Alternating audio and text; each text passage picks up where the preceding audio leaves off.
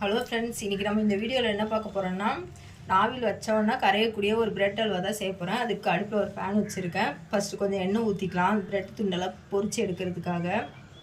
இப்போ கொஞ்சம் எண்ணெய் ஊற்றியாச்சு, ஒரே ஒரு ஸ்பூன் மட்டும் நெய் ஊற்றிக்கலாம் பொரிச்சு எடுக்கிறதுக்காக. இப்போ நான் பிரெட் அல்வா செய்கிறதுக்கு 8 பிரெட் துண்டு எடுத்திருக்கேன். அதை வந்து இந்த ஓரத்தெல்லாம் கட் பண்ணி எடுத்துக்கலாம்.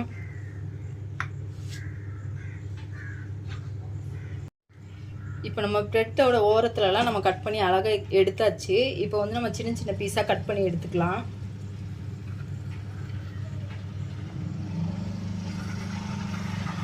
நம்மளுக்கு எந்த சைஸ் வேணுமோ அந்த சைஸ்க்கு எடுத்துக்கலாம். நான் இன்றைக்கி இந்த சைஸ் எடுத்திருக்கேன். இப்போ எல்லா பீஸையும் கட் பண்ணியாச்சு இந்த அளவுக்கு. இப்போ நம்ம காய வச்சுருக்க எண்ணெயில் வந்து கொஞ்சம் கொஞ்சமாக போட்டு பொரித்து எடுத்துக்கலாம்.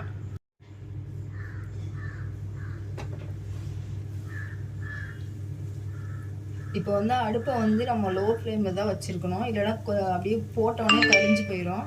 இப்போ கொஞ்சம் கொஞ்சமாக போட்டு பொரித்து எடுத்துக்கலாம். எல்லா பீஸையும் இந்த கலருக்கு நம்ம பொரித்து எடுத்துக்கலாம். இப்போ எல்லா பிரெட்டையும் இது மாதிரி பொரித்து எடுத்தாச்சு. இப்போ அதே பேனில் 2 கப்பு தண்ணி ஊற்றிக்கணும்.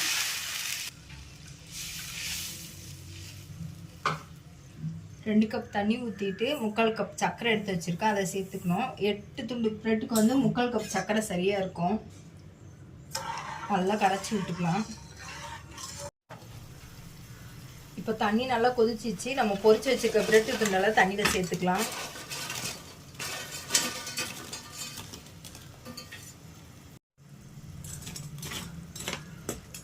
இது தண்ணியில் கொஞ்சம் நல்லா வேகட்டும்.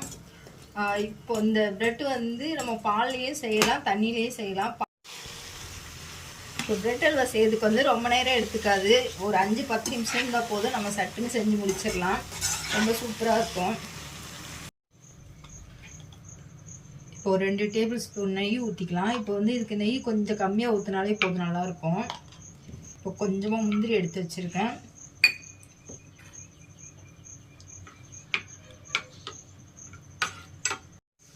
இப்போ 2 டேபிள் ஸ்பூன் நெய்யில் வந்து நான் முந்திரி கொஞ்சம் வறுத்து சேர்த்துக்கிறேன்.